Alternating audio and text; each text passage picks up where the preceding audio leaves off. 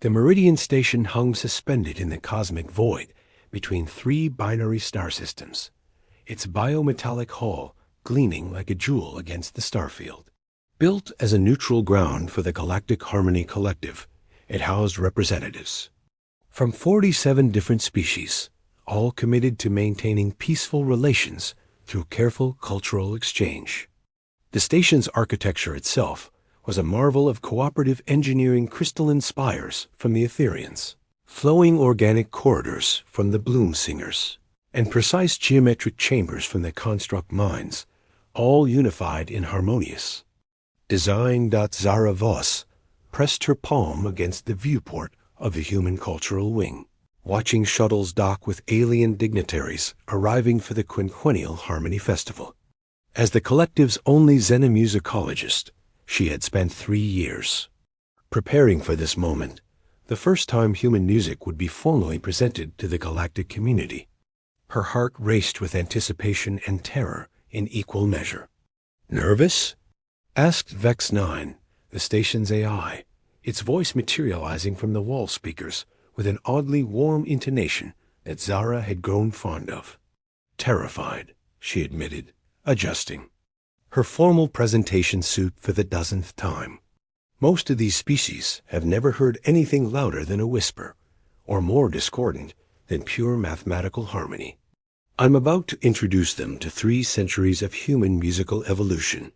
Through her preparation, Zara had carefully curated a selection of humanity's gentlest compositions, ambient electronic pieces, soft folk melodies, and classical symphonies.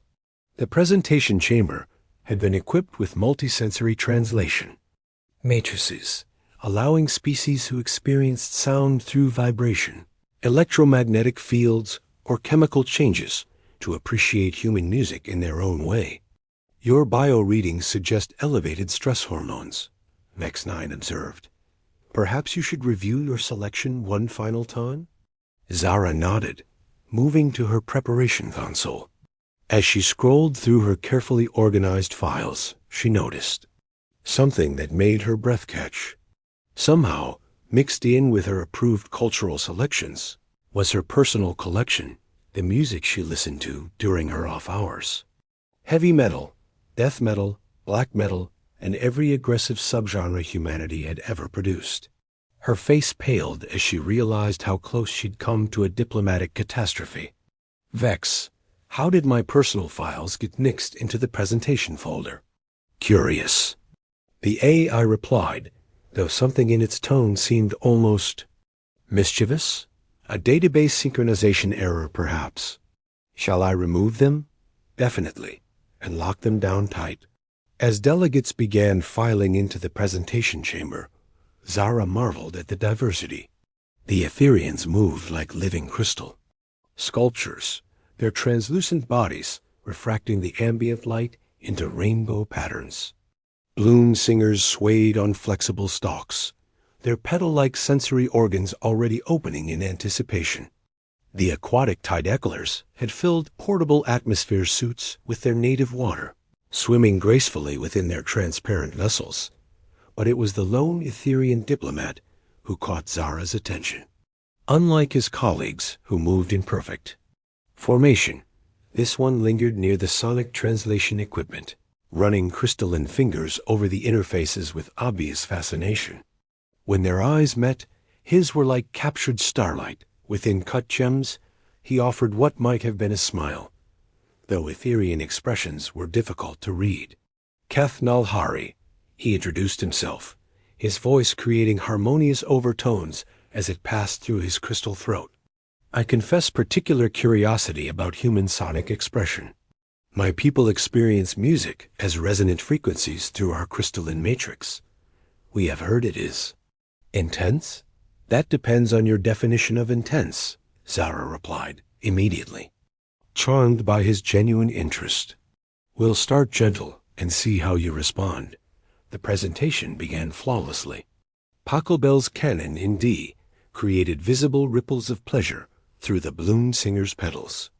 Debussy's Clair de Lune caused the Tidecklers to perform synchronized swimming patterns within their suits. Even the normally stoic construct minds acknowledged the mathematical beauty in Batch's fugues, through approving light patterns. Keth's reaction was mesmerizing. As each piece played, his crystalline body would shift and resonate, creating internal light shows that matched the music's emotional content.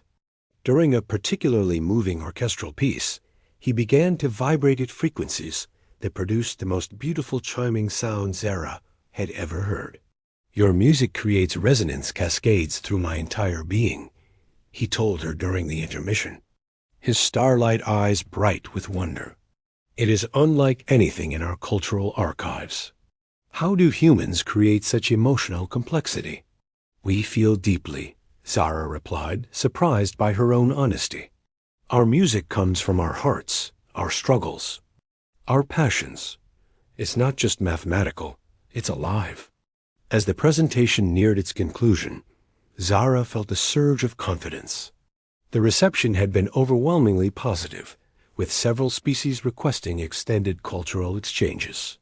She was selecting her final piece, a gentle electronic composition, Disaster Struck. A young Tydeckler delegate, fascinated by the human interface, had been exploring the control system with their sonic manipulation abilities. In their enthusiasm, they triggered a random selection function that Zara hadn't even known existed. The chamber filled with a moment of perfect silence. Then the opening bars of "Blood Storm Rising" by Apocalyptic Hammer exploded through the speakers. Effect was instantaneous and catastrophic. The carefully calibrated translation matrices, designed for gentle human melodies, overloaded trying to process the complex layers of distorted guitars, thunderous drums, and growling vocals. What emerged was not music, but a sonic weapon that hit every species in their most sensitive frequency ranges simultaneously. The Etherians' crystalline bodies began resonating so violently that several actually cracked, sending prismatic fragments across the floor. The Bloom Singer's petals snapped shut in protective reflex before they collapsed into dormant seed pods. The Tydeckler's swimming became frantic thrashing as their sonic-sensitive nervous systems overloaded. But amidst the chaos, something extraordinary happened. Keth Nalhari didn't flee or collapse. Instead, he stood transfixed, his entire crystalline matrix lighting up like a star going supernova. The violent music was creating resonance patterns within him that no Etherian had ever experienced. Chaotic, overwhelming, but undeniably alive. Zara lunged for the controls, but the overloaded system wouldn't respond. "Vex, emergency shutdown." "System lockout," Vex 9 replied, but there was something odd in the AI's voice. "Override requires 17 more seconds." 17 seconds during which Keth Nalhari underwent a transformation that would change everything. As the metal music pounded through his crystalline form, he began to understand something that his perfectly harmonious species had never known: the beauty of chaos, the power of raw emotion, the ecstasy of uncontrolled feeling. When the music finally cut off, emergency alarms were blaring throughout the station. Medical teams rushed in to treat the affected delegates, while security surrounded Zara with expressions ranging from shock to accusation. But Keth Nalhari walked through the fee, chaos directly to her, his crystal body still pulsing with afterglow resonance. "What?" he asked, his voice now carrying undertones that no Etherian voice had ever produced. "Was that?" "I'm so sorry," Zara began, but he held up a hand that sparkled with new patterns of light. "Don't apologize," he said, his starlight eyes now burning with something that looked remarkably like passion. "That was the most alive I have ever felt. I need to understand how your species creates such ... Such chaos?" Zara suggested weakly. "Such truth," Keth corrected, and in that moment, something passed between them that had nothing to do with diplomacy and everything to do with two souls recognizing each other across the vast divide of species. And Space Dot, as security led Zara away for questioning, she caught one last glimpse of Keth standing amid the wreckage of the presentation chamber, his crystalline form still resonating with the ghost of human metal music. And she realized that, despite the disaster, something beautiful had just begun. Behind them, unnoticed by organic security, Vex 9 systems hummed with newfound complexity, processing not just the aftermath of chaos, but the first stirrings of what might have been curiosity, or perhaps something even more profound, the desire to understand what it meant to truly feel. 3 days after what station records officially labeled the sonic incident, Finn Torres slipped through the maintenance corridors of Meridian Station with a portable audio unit clutched against his chest like contraband. As Zara's research assistant, he'd watched the diplomatic fallout unfold with growing frustration. His mentor confined to quarters, human cultural programs suspended indefinitely, and worst of all, every piece of human music beyond approved. Safe frequencies, locked away in digital quarantine. But Finn had grown up in the underground music scene of New Berlin, and he knew that the best music always found a way to survive oppression.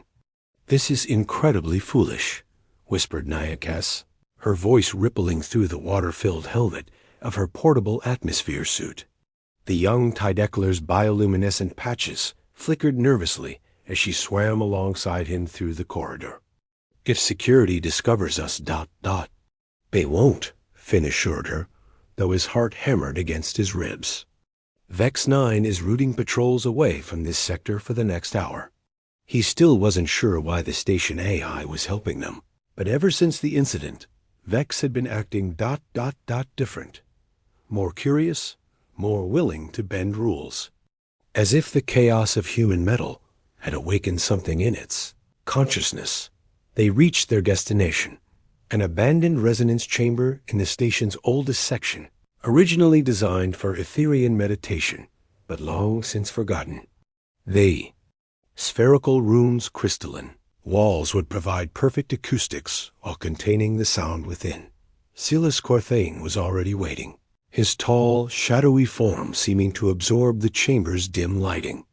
The void-born species fed on intense emotions, and Finn had noticed him lingering around the human wing ever since the incident, drawn by the emotional residue that still clung to anyone who'd experienced the metal music. "You brought it?" Silas asked, his voice carrying harmonics that suggested barely contained hunger. Finn nodded, setting up the portable unit. Full collection. Everything from classic metallic to the most extreme deathcore Earth ever produced. He looked around. At his unlikely companions, a water-breathing sonic manipulator and an emotion-feeding shadow being. "You sure you want to do this? After what happened to the delegates... Naya's response came as a series of clicking sounds through her water medium, translated by her suit. "I have never felt sounds like those before.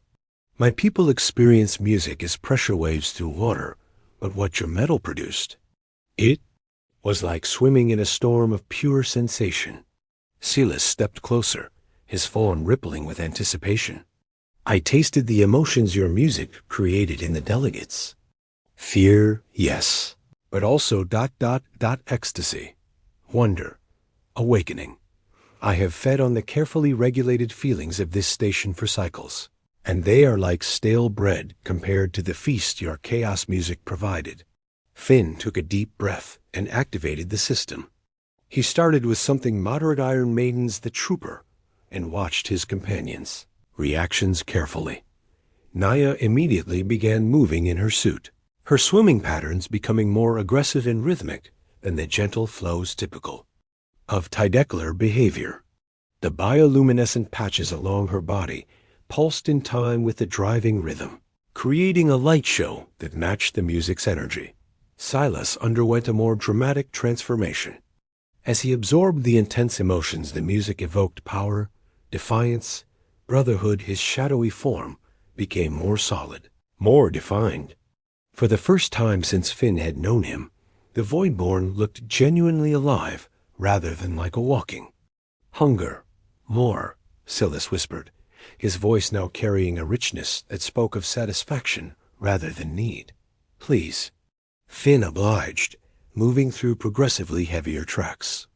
Slayer's raining blood caused Naya to perform what could only be called aquatic headbanging, while Silas began to move in sharp, aggressive gestures that mirrored the music's violent beauty. By the time they reached Cannibal Corpse, something extraordinary was happening. Naya had begun producing her own sounds, not the gentle songs typical of Tidecalers, but harsh, rhythmic vocalizations that harmonized with the metal. Her bioluminescence had shifted from soft blues to aggressive reds and oranges. Silas was now fully corporeal, his form crackling with absorbed emotional energy. "I understand now," he said, his voice deep with wonder. "Your species doesn't just make music, you make feelings tangible. You take the chaos of existence and give it form, give it voice." "That's actually a really good way to put it," Finn sighed, surprised by the Voidborn's insight.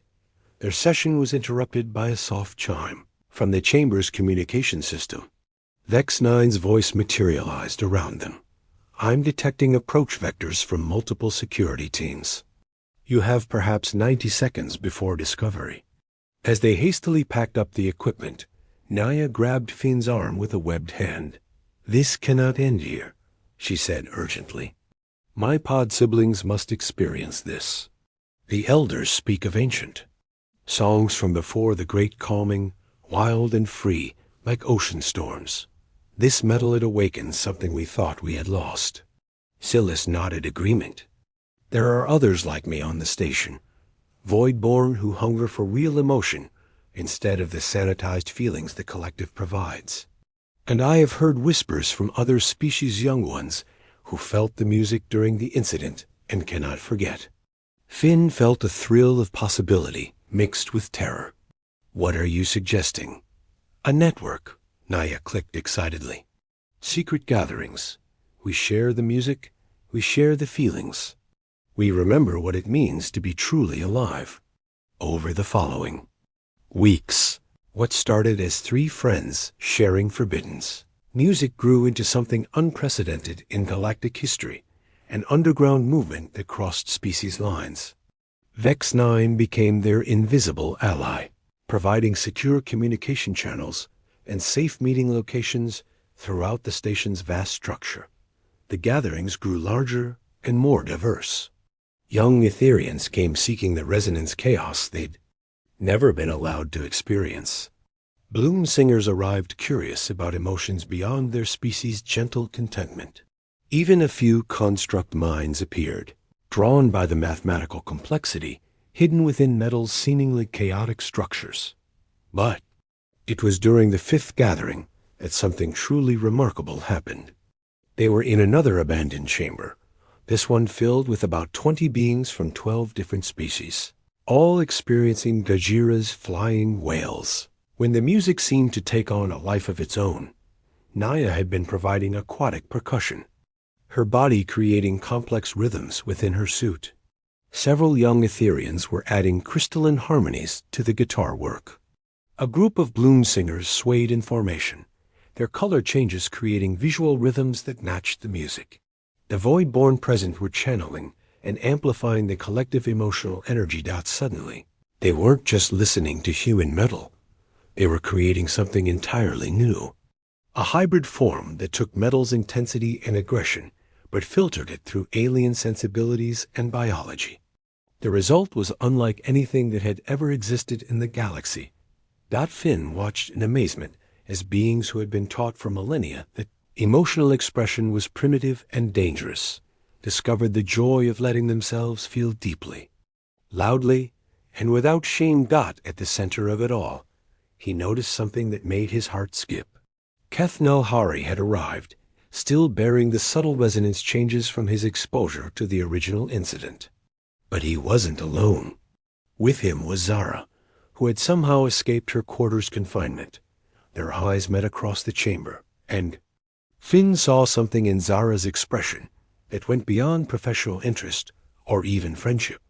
She was watching Keth as he resonated with the hybrid music, his crystalline form creating light patterns of incredible beauty. and her face held the soft wonder of someone falling in love. As the music reached its crescendo, with voices from the sea, a dozen species joining in a chorus that no single world could have produced, Finn realized they weren't just sharing songs anymore. They were creating a revolution, one that would transform not just how the galaxy thought about music, but how different species could connect across the seemingly impossible barriers of biology, culture, and fear. The age of perfect harmony was ending, and the age of beautiful chaos had begun. The crackdown came without warning, swift and merciless as the vacuum of space itself. Jade Winters jolted awake to the harsh glare of security lights flooding her quarters. Through her synesthetic perception, the emergency alarms didn't just sound, they painted her vision in violent slashes of red and orange, while the tramping boots of station security created geometric patterns of aggressive yellow across her consciousness. As the station's chief sound engineer, her neurological condition allowed her to literally see music, but right now, all she could see was chaos. By order of the Galactic Harmony Collective, announced Security Commander Thex, his construct mind-body gleaming with official authority patterns, you are under arrest for cultural contamination and promotion of emotional terrorism. Jade's heart sank as she realized what this meant. The underground music network had been discovered. Somewhere in the station's depths, her friends or family really were being rounded up like criminals for the crime of feeling too much as security escorted her through corridors she'd helped design. Jade caught glimpses of the aftermath. Naya Kess was being transported in a secured water tank, her bioluminescent patches dim with despair. Several young Etherians, their crystal bodies dulled and cracked from forced emotional suppression treatments, were being led away by their species medical officers. Even Vex 9's voice seemed muted, responding to commands with none of the curious warmth it had developed. The holding cells were a study in controlled misery. Finn paced his transparent enclosure like a caged animal, while Silas sat motionless in his form barely visible, as if the lack of intense emotions was causing him to fade from existence entirely. But it was the cell across from hers that broke Jade's heart completely. Rix Thalarin sat hunched against the wall, their shape-shifting form locked in what appeared to be their natural state, an androgynous humanoid figure with skin that shifted through muted colors. The Morphin had been one of their most enthusiastic converts, discovering through metal music that they could maintain consistent identity by syncing their shifts to rhythmic patterns. Without the music, they seemed lost, their form wavering uncertainly every few seconds. Rix, Jade whispered, pressing her palm against the barrier between their cells. They looked up with eyes that cycled through different colors of pain. I can't hold myself together, Rix admitted, their voice carrying harmonics of confusion and fear. The music, it gave me structure, identity. Without it, I don't know who I am. Before Jade could respond, another figure was brought into the holding area. Zephyr Mindweave, the telepathic scion who had served as translator for their multicultural gatherings, moved like someone walking through a nightmare. The delicate sensory tendrils that crowned their elongated skull hung limp and colorless. They've dampened my abilities, Zephyr said, as they were placed in the cell next to Jade's. I can no longer hear thoughts or translate emotions into music. It's like being suddenly deaf and mute simultaneously. The trial, when it came, was a foregone conclusion. High Commissioner Yulo presided with the cold satisfaction of someone who had always known this day would come. The evidence was overwhelming recordings of their gatherings, testimony from reformed participants, and most damning of all, biological scans showing the emotional contamination present in everyone who had been exposed to prolonged metal music. The defendant Jade Winters, Yulo intoned, his silver skin reflecting the courtroom's lights like a mirror of judgment, stands accused of engineering the sonic corruption of 47 beings across 18 species. Her synesthetic abilities were used to enhance the addictive properties of human emotional music, creating dependencies that have caused unprecedented psychological damage. Jade wanted to protest, to explain that what they had shared wasn't corruption but liberation, wasn't damage but awakening. But the translation devices had been calibrated to suppress emotional inflection in her voice, making her sound as cold and mechanical as a construct mind. One by one, her friends were sentenced. Finn received memory reconditioning to remove all traces of the music and its effects.